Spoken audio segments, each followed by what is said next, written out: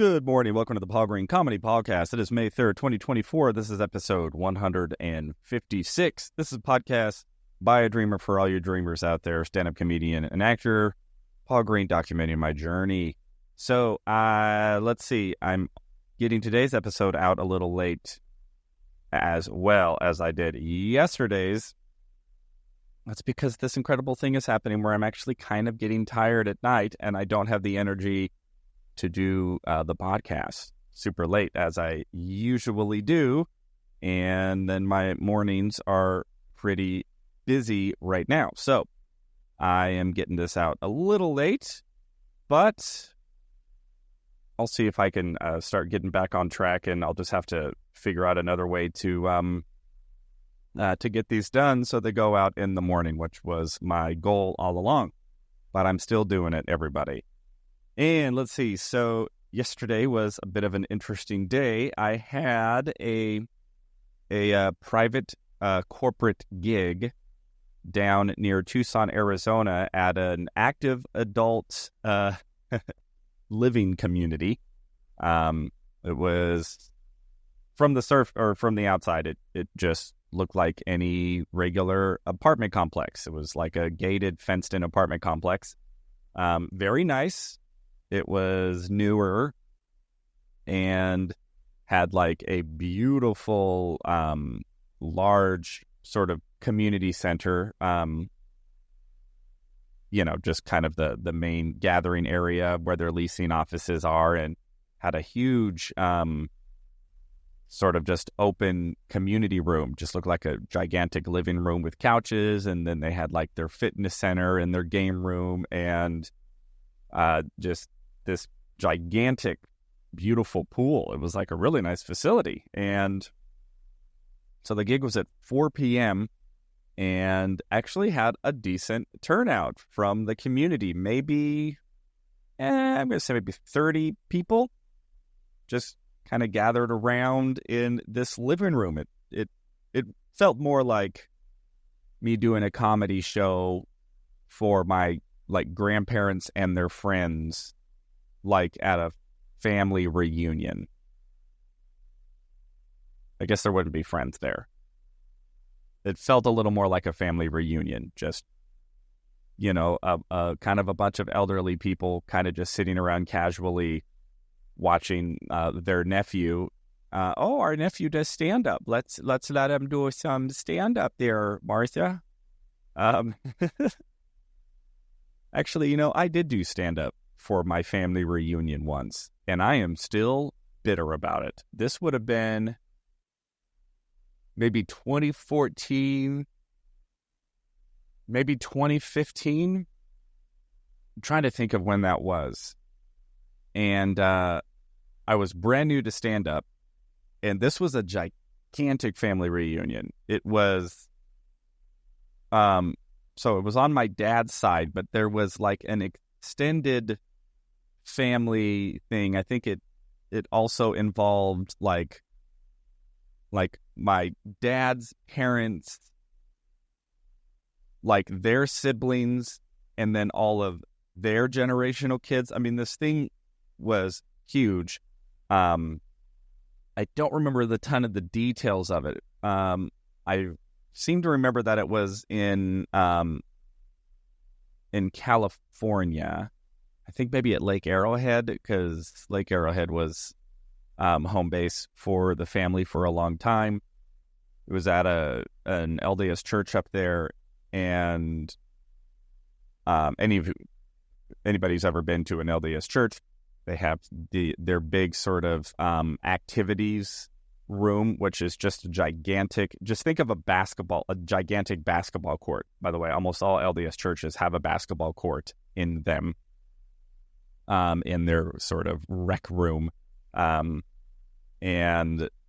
I mean, we pretty much filled up an entire basketball court, and not a small one, like a big full court basketball court, full of people. I mean, just tables and tables and tables and chairs of just all of these family members. And again, most of them I didn't even know they existed, because this would be maybe like second and third cousins, maybe. honestly don't even remember how all of that worked. I knew all of my family, so all of my uncles and aunts and most of their kids, even though some of their kids, I think I've got over 40, I think, first cousins from my dad's side of the family. Huge family. And that was just one branch of the family tree. And then there were like several other branches extended beyond, again, that I didn't even know or recognize. So somehow, out of those hundreds and hundreds of people, I end up being the one to host the talent show portion of the family reunion, this gigantic family reunion. And again, I'm still brand new to stand-up. I'm just barely starting to write jokes. And so I get up and I start doing my stand-up and I say this joke, and my entire family booed me. Not only my immediate family, but my extended family. Now, was it a malignant booming? No, it's we're your family, and so we're going to give you a hard time, and we're going to make this hard on you because, that's what families do. But I remember not enjoying that at all. I actually do remember, so there was that, and then there was a couple other things that had happened. I kept getting yelled at, I mispronounced a couple people's names, and again, these are people I don't even know, and so I just had a piece of paper as I'm starting, so I did my stand-up, but then of course I was hosting the whole talent show portion, and again, everybody, my family, there's so much insanely talented people, professional opera singers and actors and musicians and dancers. I have this cousin who was a professional, or not a professional. She was a professional ballroom dancer, and that's where she met her husband up at BYU. And so they're doing professional ballroom dancing, and then of course you have all of kind of the funny little sketches, all of that sort of stuff. And I was hosting all of that, and man, I remember I mispronounced somebody's name, and then whoever out in the audience yelled out, "It's not this, it's that." It's geez. I got heckled a couple times. I got, even at the end, one of my uncles, to kind of wrap up the whole event, got up, and he's kind of doing the thank you to everybody. Thank you to this and thank you to that. And thank you so much to Paul for hosting. In terms of your stand-up career, yeah, not too sure about that. Said something kind of like that. And yeah, I was not happy about that.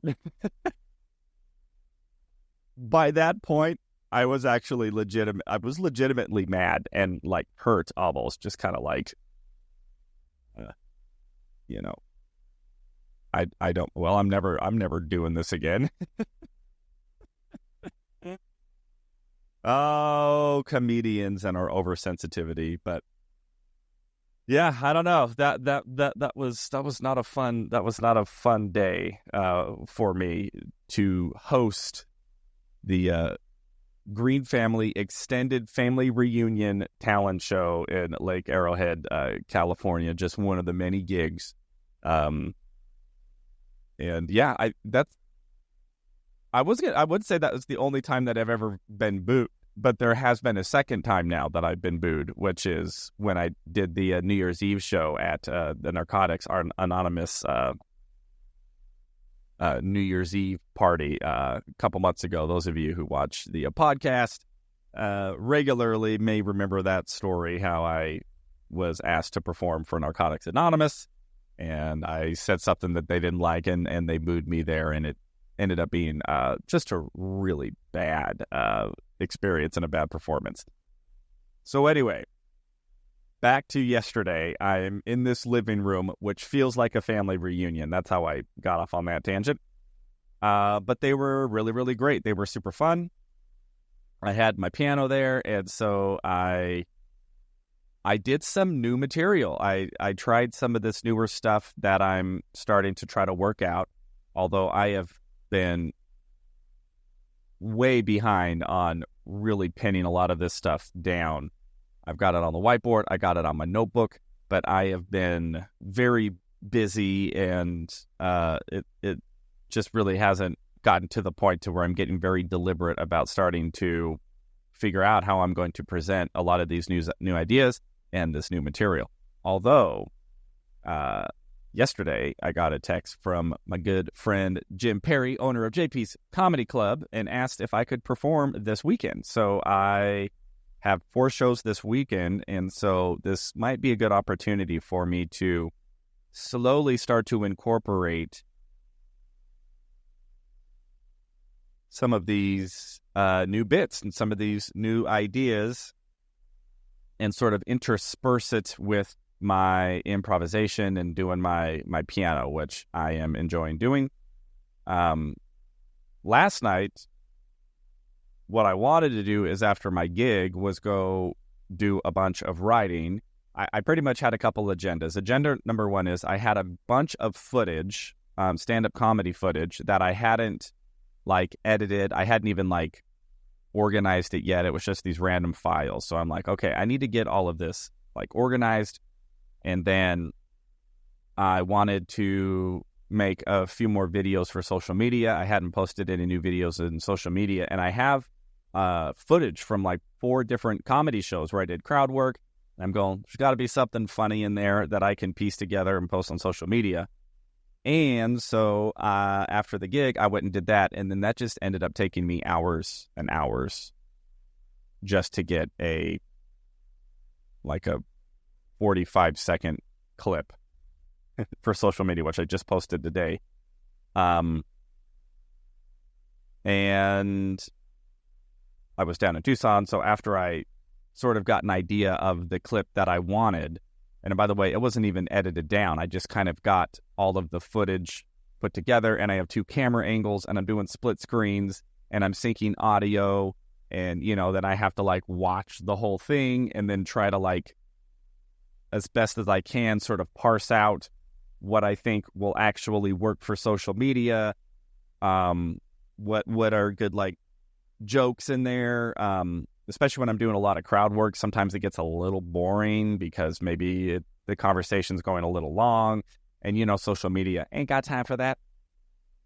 And plus, I've had this idea of a way to potentially approach how I've been doing my videos just in terms of the layout. So what I have been doing pretty much is just beginning to end, obviously, right? And then just trying to cut out as much fat as possible and just trying to find the best little nuggets that are about under a minute that get to something funny really fast, where there's good energy in it. There was a good interaction, good laughter, there was an audience and all of that. The audience is laughing and all of that. However, those of you who follow my comedy know that one of the things I like to do is interview people in the audience and then improvise a song about them. The problem with that is it's usually just too long overall, right? I don't have time to fit all of that, the interview and the song, into it's you get 60 seconds if you want to post the same video on kind of the 4 major platforms: TikTok, Insta, Facebook, and YouTube. Now, you can do longer on TikTok. You can do longer on Instagram Reels. I think you can do 90 seconds on Facebook and Instagram, but on YouTube Shorts, you can only do 60 seconds. So unless you want to cut 3 different specific videos, one for TikTok, one for Facebook and Instagram, and one for YouTube, and then have nuances and all of those that will make them fit within the time frame, usually the ideal thing to do, at least in terms of where I'm at and saving time, because I don't have a full-time social media team who can put that much time and effort into customizing each video for each platform. I just try to get the best 60-second video clip that I possibly can. And one idea that I've had for a little while was, what if I swapped the format a little bit? What if I started with the song, but just like one little part of the song? And it was like, so the video starts with me just kind of singing this song. Now, people on social media have no idea what I'm singing about, which again is why I used to do it the old way, which was like, I'm just going to start with me. Hey, what's your name? Oh, what's up, where are you from? Oh, you do this. Oh, here's your relationship. Here's how you met. All right, everybody, here's the song. And then I do the song. Again, that usually it's longer.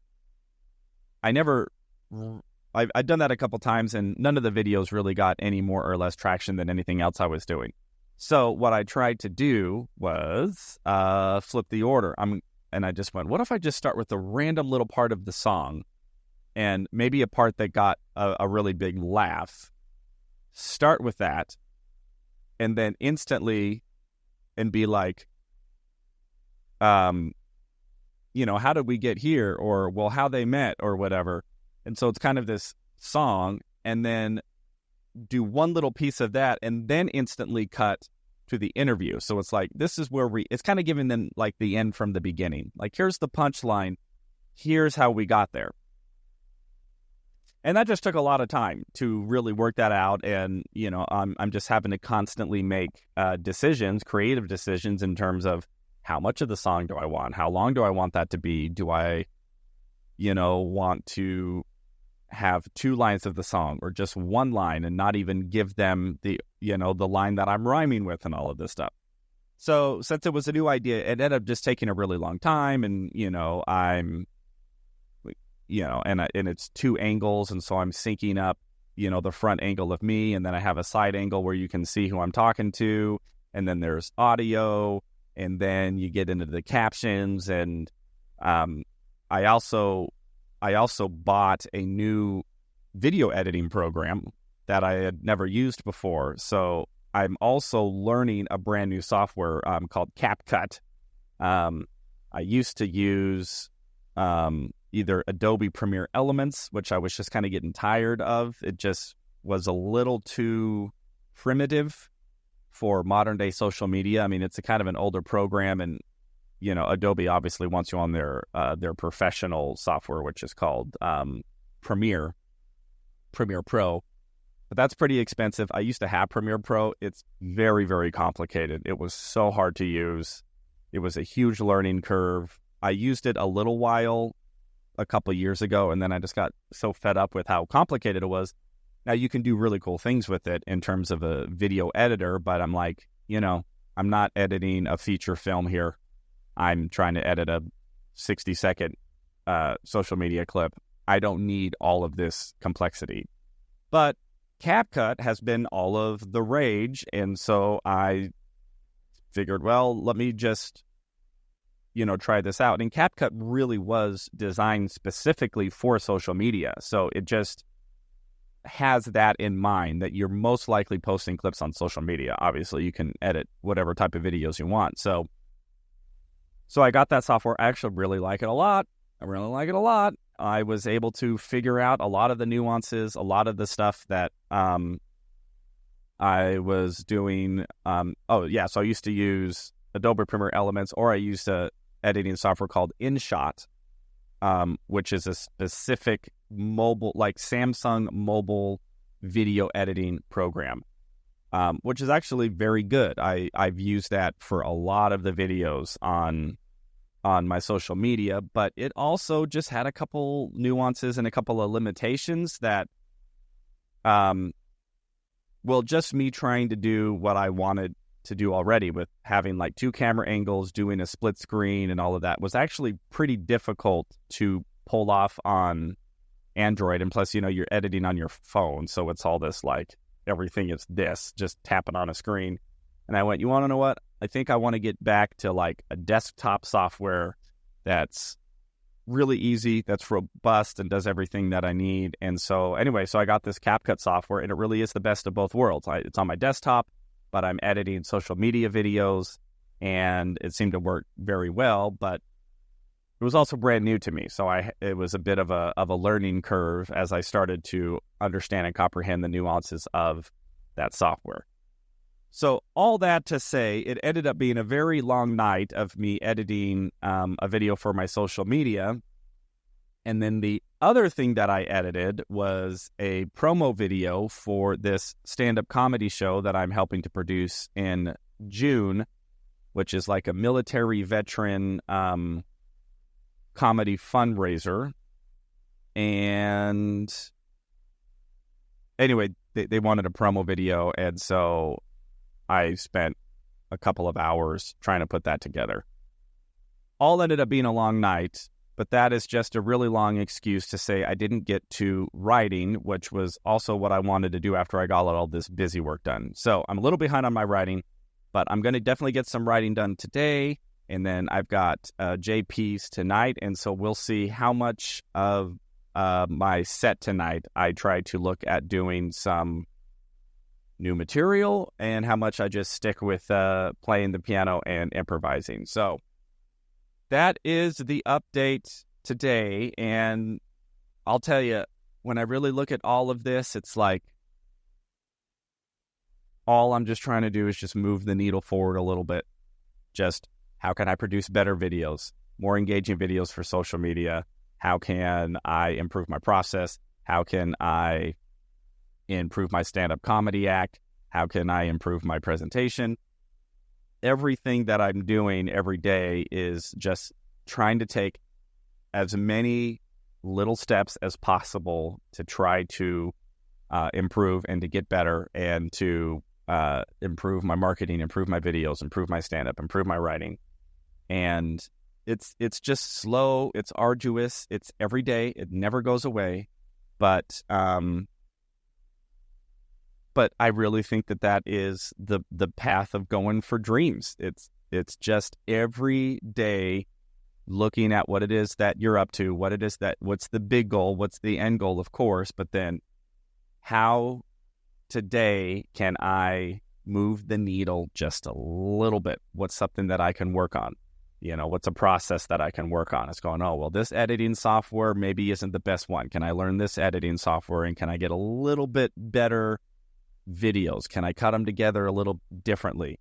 How can I write more effectively? How can I change this joke? How can I market myself better? How can I promote better? How can I network better? How can I show up better? It's all of the different elements of life and your dream, and just every day, just trying to move the needle to where hopefully, next time I host my family reunion, I won't get booed. I really think that is my underlying motivation. All right, everybody. That is the update for today of the Paul Green Comedy PaulCast. I hope all of you are doing well, that your dreams are going fantastic. You're finding success and joy in your journey. And I love you all so much. I will talk to you tomorrow. This is May 3rd, 2024, episode 156. See you soon.